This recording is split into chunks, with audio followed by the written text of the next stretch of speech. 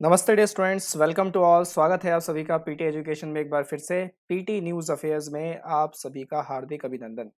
Daily current affairs जारी है आपके लिए, न्यूज़ एनालिसिस जारी है आपके लिए। आज का जो टॉपिक है बहुत अच्छा टॉपिक है। टॉपिक का नाम है privatisation of banks.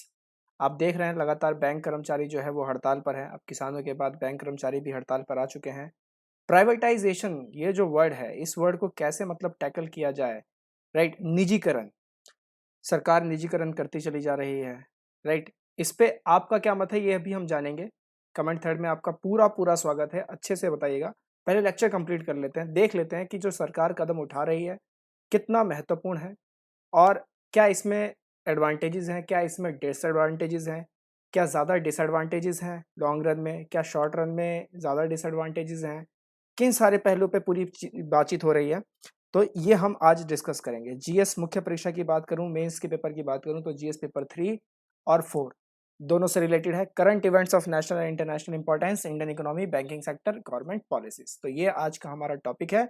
So let's start our topic for today. ये वो आर्टिकल है जो द हिंदू के आज के संस्करण में छपा था। Looking beyond privatisation, placing PSBs in the hands of private players is not a panacea for India's banking sector whose.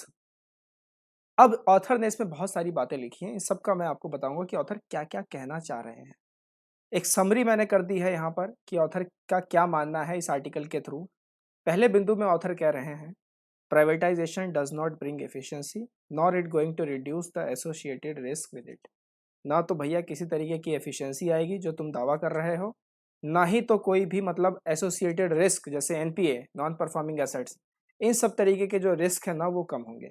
For example, विश्व में बहुत सारी बैंक है जिनका प्राइवेटाइजेशन हुआ है और उसके होने के बाद भी वो बैंक अच्छी परफॉर्मेंस नहीं दे पा रहे हैं, अच्छा परफॉर्म नहीं कर पा रहे हैं।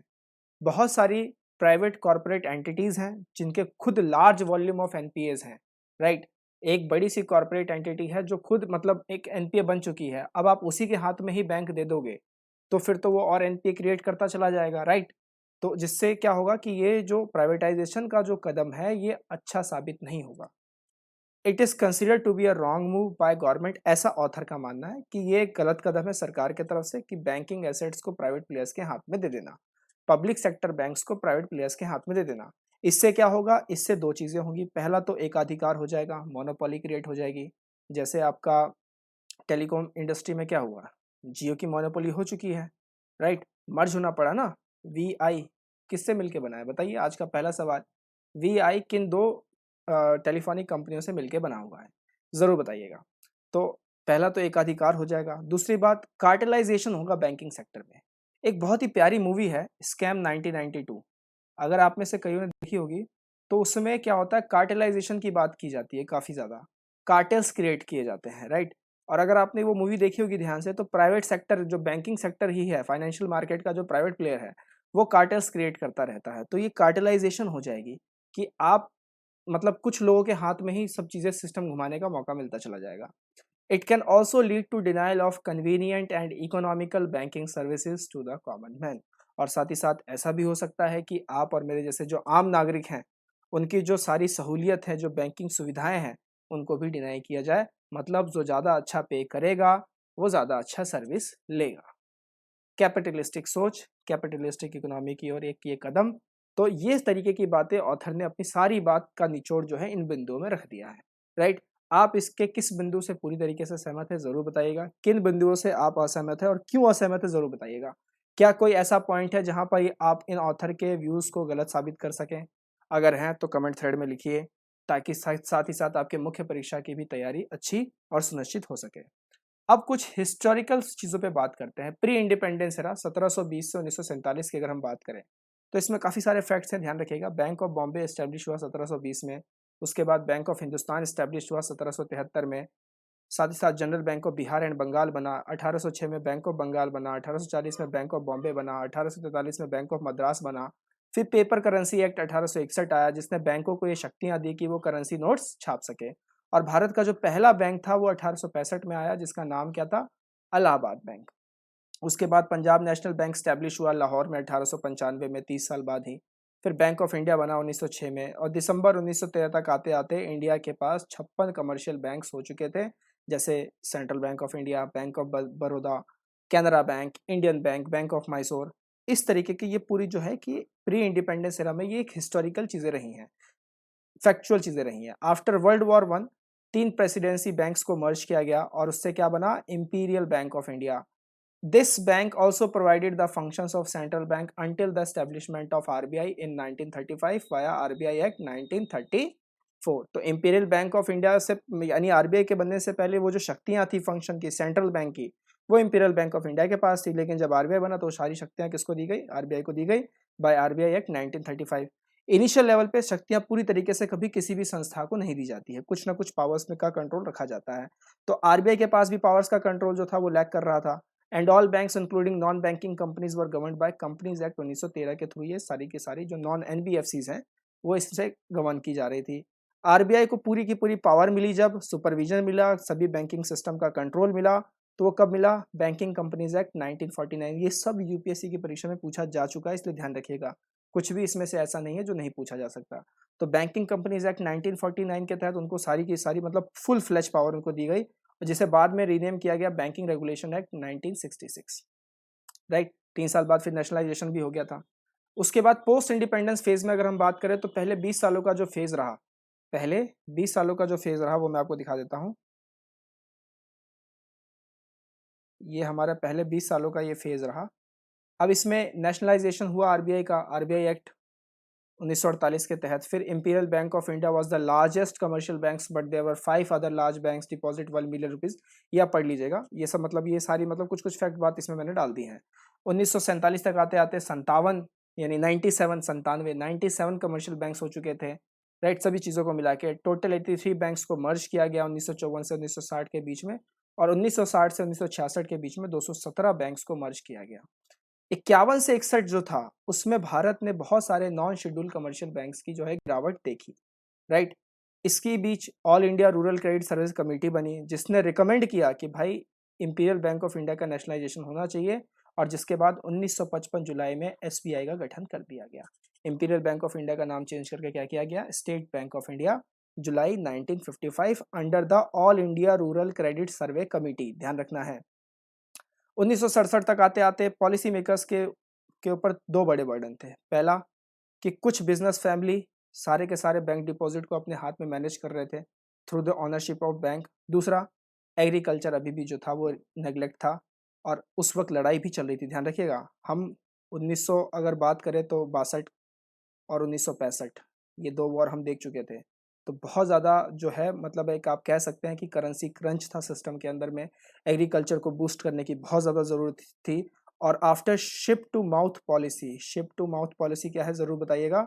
After ship to mouth policy, तो इंदिरा गांधी इस पॉलिसी को देखना नहीं चाहती थी, तो वो चाहती थी कि एग्रीकल्चर पे ही पूरा फोकस किया जाए, और ये जो कुछ बिजनेस फैमिलीज है जो सब मर्ज कर रहे हैं और सारा गेम खेल रहे हैं सिस्टम के अंदर बैंक्स के थ्रू, इनको हटाया जाए, और इसीलिए कदम उठाया गया नेशनलाइजेशन ऑफ बैंक्स यानी कि बैंकों का राष्ट्रीयकरण।